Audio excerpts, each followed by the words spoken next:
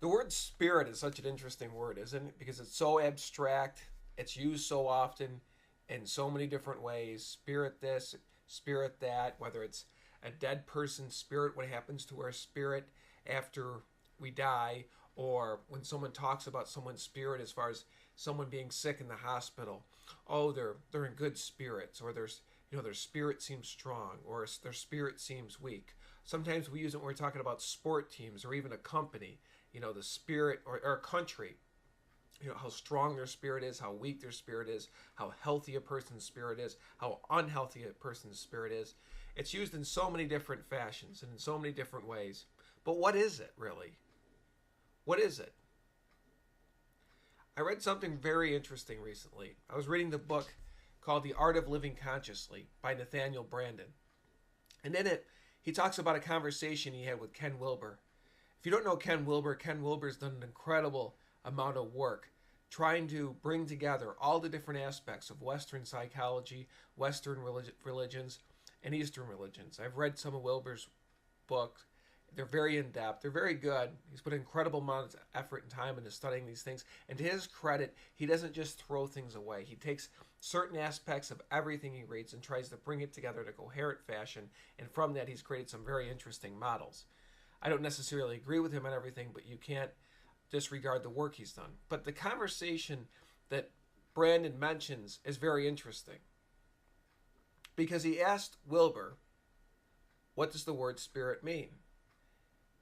And he said there was a pause on the other end of the phone, and Wilber laughed and said, I don't know. I never really thought about it. Which was incredible to me because here's a man for decades who has studied spirituality, religion, psychology. Most of his books are in the spirituality, self-help, new age, whatever you want to call it, catch-all area of the Barnes & Noble or bookstores or whatever. So I found that very interesting. And I thought about it for a while. And I thought, what is spirit really? It's like the invisible part of us. It's the invisible part of us. So we could talk and debate for hours about what spirit is and what it's not. But I want to put it into an interesting context and illustrate it in a very interesting way that I think will hit home for most people. Let's just say, for an example, that you are guaranteed millions of dollars a month for the rest of your life. I'm not going to say how, but I'm just going to say you are guaranteed millions of dollars a month for the rest of your life. And so now you think about it, all your bills are paid for. You will never have to worry about housing, about food, about transportation ever again. All your material needs are fine. Unless you find ways to spend more than millions of dollars a month, and I'm sure there's a lot of people out there that could, but let's just keep it simple. So all your needs are met. All your physical needs are met. There's no more conversations for the rest of your life about, well, I want to update my wardrobe and buy new shoes and buy new clothes, but, I know my daughter's starting a new semester in college and I promised to help her with her books. There's no more, I want to buy a new fishing boat to go fishing with my buddies, but I know my wife, she really wants to put a new kitchen in the house. There's no more, I really like an Audi. I want to buy an Audi. I've always wanted to buy an Audi, but, I know if I buy a Hyundai instead, I could put more money in my Roth IRA, and my financial advisor said I'm already behind in my retirement, but if I put money in my Roth IRA, I can be able to catch up, and for every $100 I put in, I end up with thousands of dollars down the road, but gee, I really like the Audi. There's no more, I live in Arizona, my parents are in Pennsylvania, but I only have so much vacation time, and I have so much money to spend, and I really wanted to go to the Bahamas, but I need to go see them too, and how do I split it all up? There's no more of those conversations inside of your head ever again. Ever. All the conflicts have been solved. You have more than enough money to do any of that stuff. But here's the catch. And it always comes with a catch, right? You're not allowed to work. You're not allowed to volunteer. And you're not allowed to donate any money for the rest of your life. So you have millions of dollars coming in. All your physical needs are perfectly met. You have nothing to worry about. You can go around traveling. You can go to every vacation resort on the planet. You have unlimited amount of money. Not unlimited, but like I said, millions of dollars a month coming in for food, for booze, whatever you want to do. For clothing, you can go to any retailer. You can go to any boat dealer. You can go to any car dealer in the world and buy whatever you want. Now, remember, you can't work, you can't volunteer, and you can't give any of it away. How many years do you think it would take you of just doing all this fun stuff and having no worries, no real challenges in life, for it to get kind of boring? And then maybe even depressing. And then situations would come up like, you go to the gas station. I mean, you probably have somebody else pump your gas, but for example, and you go to pay for your gas, and there's some woman, it's Christmas Eve, and she's really upset, and she says to you, you say to her, boy, you seem upset. What's wrong? Oh, boy, my husband has a gambling problem. He spent all our Christmas money at the casino last night. We have no money for our kids for Christmas. And you have millions of dollars, but you can't do anything to help. All the causes you see on television, all the natural disasters strike, all the terrible things that go on like sex trafficking or people starving in like Sudan or Ethiopia, or all the children that you could adopt. You can't do any of it. And you have all this free time on your hands, but you can't volunteer. You can't help anybody. You can't do anything. But all your physical needs are met. And you have no real challenges financially. I mean, we could up the ante and say your health is going to be perfect to the day you die. But we'll just stick with the financial part for now. So do you see the problem with this way of life? Your physical needs are perfectly met. But you're completely disconnected from the rest of humanity as far as your lifestyle, as far as your level of contribution, as far as your ability to face challenges and be able to relate to other people. It's completely cut off. To have a purpose, to make a difference, it's completely cut off. And when I think of this example, I think of the famous quote in the Bible where the devil came and tempted Jesus when he was fasting in the desert. And he said to him, being the devil, or it doesn't have to be Satan, just think of our lower nature that is always obsessed with the physical, with this world. With the things of this world, with money and material things, all the things I described that you have unlimited access to. And the devil said to Jesus, if you're the Son of God, make these stones become bread. And Jesus says, man does not live on bread alone, but on every word that comes from the mouth of God. Why? Because he is Jesus, and he knew that millions of dollars a month, an unlimited amount of bread, an unlimited amount of money, that would make an amount of money that would make all your physical needs disappear, wouldn't do anything for your spirit whatsoever. So we really need to focus on that's the importance of spirit. It's everything. Think about this. In World War II, during World War II, and this has been described to me by a mental health professional. I didn't do any research to back it up. I'm sure there's more details to it than this. But during World War II, all the babies, the orphans, were put in a separate area from their mothers in Britain during the bombing raids by the Nazis, by the Germans. And so they wanted the babies in a separate area where they'd be safe, but they had to be separated from others. I don't know the details, but that's the way it was. And they provided them with the right amount of food, the right amount of shelter. They were safe. They had nutrition. But some of the babies would start to die, and they couldn't figure out why. And so that's where the whole idea, I don't know if you've ever heard this before, of failure to thrive came about. Where if babies don't get the right amount of attention and touching and affection from their mothers, even if their nutritional needs are met, they start to die. There's no love. There's no connection. There's no affection. You could say there's no spirit. There's no connection between them and other human beings and humanity.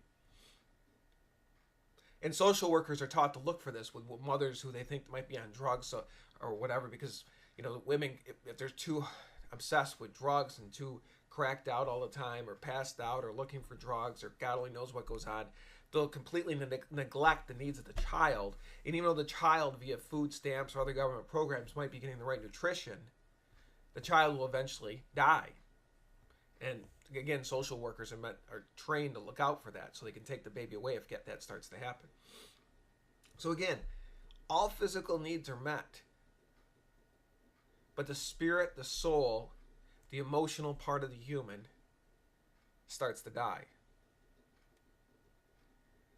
In Jim Rogers' book, Investment Biker, he talks about how, and I found this amazing, that he found the level quality of life much better in Africa than the former Soviet Union. Now, when you grew up in the 80s like I did, and all you heard about was the Soviet Union and how they could bomb us and destroy us with nuclear weapons and how powerful they were and the percentage of the planet that they controlled, you always thought, well, they must have a decent quality of life. They can't live like Africans if they have all that technology, space technology, nuclear technology. And he was appalled at how they lived under the Soviet system. Because remember, the Soviet system was based on communism. Guaranteed healthcare, guaranteed jobs, guaranteed income, a guaranteed pension, guaranteed housing, guaranteed food.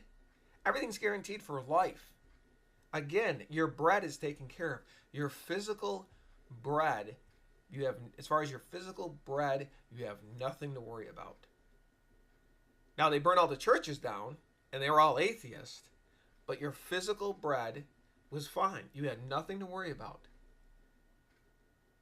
You couldn't do what you wanted to do. You couldn't express your inner creativity. You couldn't express what's inside of your soul. From an early time in your early years in school, they determine what profession, based on tests, what profession you're going to go into and what job you're going to have. But so you can do it on your own, and you can express yourself through a business, through your own career, with your own money, with your own connection to God is how you choose. That wasn't allowed. But your physical bread was taken care of. And when he was amazed, just as he went through Siberia and the different areas, everybody was constantly drunk with vodka. The men were drunk. Many of the women were sterile because they had so many abortions. Because, like he said, you have one television station that's a state-owned television station, and it's with terrible entertainment. Most of the men, even though they were getting income, weren't employed. They just send a check, like most communist countries do, but you don't actually work. So there's nothing better to do. You just get drunk all the time and have sex with no condoms, and so women get pregnant. It's a disaster. It's an absolute terrible disaster. So I don't know technically what spirit is. I don't know if it's the energy around our body. I don't know if, if it's our emotions, or you can go on and on exactly what spirit is, because we can't see it. But we know it's there. We know what it's like to have a broken spirit, a happy spirit. We know when we look at another person, the quality of their spirit. We know it's there. And I would venture to say, it's the most important part of life. Based on what I've seen. Based on what I've heard, based on what I read, based on the lives of other people that I see. I mean, if you think about Jesus' other quote in the book of Matthew, chapter 16, verse 26. What good will it be for a man if he gains the whole world, yet forfeits his soul? Or what can a man give in exchange for his soul? And you see that all the time. It's usually, some point, and it's unfortunate. And it's usually what's so insidious about the situation is that most people don't realize they're doing it. And that's what's so sad until it's too late. Because you live in a society that is so focused on the physical bread and neglects the spiritual bread so much that you don't even realize you're doing it until it's too late. Because the rest of the herd is doing the same thing. And they're going to pay a similar price. Now, you can go down the road of saying, well, what's spiritual growth? And then, that opens a whole can of worms as far as what you practice. If you're a Christian, you can do the Lord's Prayer. You can do you can read the Bible. You can go to church. If you're Buddhist, you can meditate. If you're Hindu, you could do yoga. So that's a whole different story. But what I have found, as far as providing yourself with the most spiritual bread, first of all, let me say this, and this is important. It goes back to my original example. A great spiritual man taught me once, recently I should say, that when you say the Lord's Prayer and you mention our daily bread, give us our daily bread, what he said to me is, that is not physical bread. Remember, you're praying. So when you're praying, it's for the most part, everything you're saying should be regarding the spirit. We're not talking about the prosperity gospel here, where you put money in the collection plate and become a millionaire. We're talking about real spiritual growth, which means when you pray, you don't pray for stuff. If you're out of a job, if you're hurting, that can be fine, but you're praying for your spiritual health. And what he said is, when we say our daily bread, what we're saying is, God, give us the circumstances, give us the challenges that will make us grow as people, that will make us grow spiritually. And that's what this life is. Because in my previous example, think about when you have millions of dollars coming in, and you're not allowed to work, and you're not allowed to volunteer, you're not allowed to give an hand away. When you're completely focused on your physical bread, and that's it, and yourself, you don't have to face any challenges. You don't have to face any conflicts I mentioned earlier. You're not in a situation where your boss, who's a complete jerk, has to do your performance appraisal, and which determines your bonus, and you got a kid starting college. Yada yada. There's none of that. There's no, I own a business, and if I just had a bigger piece of equipment, I could get more money, but should I pay cash? Should I take it out of my retirement? Should I go to the bank and get a loan? Yeah, there's none of that. And there's just, you're like a spoiled trust fund baby. Do whatever you want. But that is your daily bread to challenge you. That's why I get so concerned about, stories I hear. Like someone sent me recently of a man who, I think it was in one of the former Soviet republics. I can't remember which country, but that's not important. But he was in jail for a while, but now he crawls up to the top of this pole and he meditates for like 8 hours a day. Now, I don't know any of the details of the story. He might volunteer. He might work the rest of the time. But in the surface, to me, it just seemed like spiritual escapism. Like a lot of the people you see who just run out in the mountains and want to meditate and connect with God. And if they're trying to grow spiritually, it's fine. But at some point, you have to come back and engage in the real world. That daily bread, that daily engagement, that daily challenge, that daily need to find purpose, to create, to overcome, to strive for a vision, to strive for a goal. That is your bread. They keep you alive. That's why people, when they retire, they die so quickly, because they don't have that bread. Their spirit, their soul starves to death. The same way think about it. And most people, I know there's complete aloof, empty narcissists who would just do that. That might take my $1 million example. They go for decades partying and they end up dead. But for the most reasonable, grounded people, you get to what I'm saying. You'd end up being depressed, miserable. You wouldn't be able to take it anymore. You'd live in anguish. You'd be detached from the rest of humanity. You'd almost be in isolation.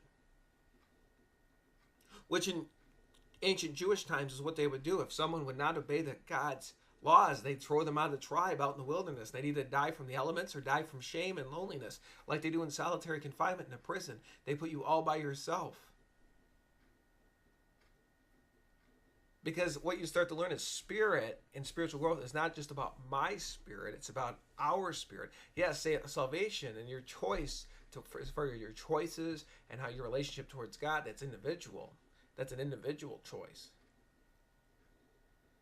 But as far as being spiritual, as far as growing, as far as your soul is concerned, it's so much bigger than that. It's so much bigger than you. I have found that the absolute most mind-blowing way to grow spiritually is to think about and meditate upon the fact that you didn't create you. You didn't create the good parts of you. The high IQ score that might have allowed you to get the best SAT scores, the best grades in school, the athletic ability that allowed you to beat everybody else, the looks that made it easier for you to attract the opposite sex. You didn't ask for any of that, and you didn't create any of that. It's a gift that you can use and have fun with while you're here in a reasonable, rational, responsible way. But you should have the humility to know that you never created that in the first place. And your nasty parts that you hate, you never created in the first place. You never created them. They're created by a higher power and a higher intelligence to make you humble, to bring humility to you, to make you weak in some areas so you can relate to other people's weak areas. That's why people have low self-awareness are so dangerous, because they're not even aware of their weak spots. They're just so ego-driven. They lack such awareness, and because of that, they can't relate to other people. And they lack empathy and compassion, and it's very dangerous. So just remember, you cannot live on physical bread alone. Your spirit has to come first, or you'll just end up being another statistic. Another person that got rich and his kids hate him. Another person that worked 100 hours a week and dropped out of a heart attack. The story, everybody knows the stories. And that doesn't mean that growing spiritually it leads to a perfect life by any means. But it should increase the quality of each minute, which is really all that you have when it's all said and done. And engage you in a purpose. I mean, in my example, millions of dollars a month coming in, can't work, can't volunteer, can't give it anyway. You don't have any purpose to get out of bed in the morning. They're old people that go to bag groceries every day because they have to pay for their spouse's prescription drugs. It keeps them going, that have more of a purpose than the person with the millions of dollars a month coming in my example. They have more reason to live than that person. That's how we're wired. That's how we're designed. But we try to fight that. And marketers we try to fight it, but we don't even realize we get conditioned to go against our own soul, our own psyche, our own spirit by marketing, by the general public, sometimes by parents, teachers, coaches, people who are supposed to help you. They condition you to go in directions that are in complete conflict with your soul and spirit, the very essence of who you are. And you have to be conscious of this, or you'll wake up and it's too late.